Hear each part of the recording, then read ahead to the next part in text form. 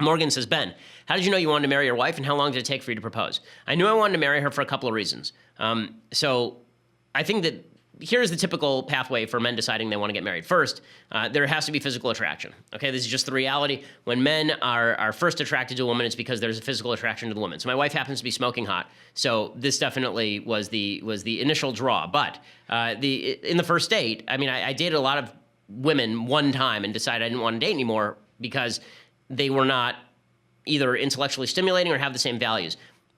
She not only, there was more than just a spark there is what I'm saying. It's easy to find, I think, a certain level of chemistry, particularly sexual chemistry with people. I don't think that's the hardest thing in the world to find. What is hard to find is somebody who shares your values. And my wife and I, on our first date, for 3 hours, discussed free will and determinism and how many kids we each wanted to have. I mean, we were dating for marriage.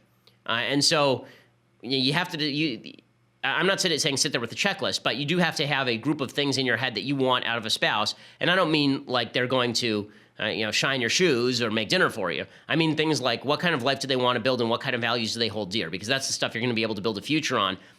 Jonathan Haidt has a chapter in the Happiness Hypothesis about love. And one of the things he points out is that when you first meet your potential mate, then the level of passionate love is, I think he calls it passionate love and companionate love. Passionate love is like here on the scale, and companionate love, meaning how well you know the person, how much you love them for who they are as a companion, is down here. And this falls off within about 6 months. Passionate love falls off within 6 months or a year, a couple of years at the most.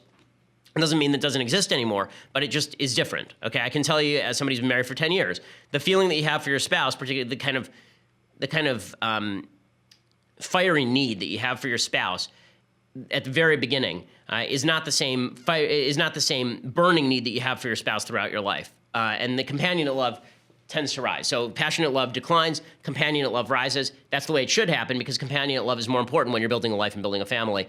Who you want to have sex with is a pretty arbitrary decision to a certain extent.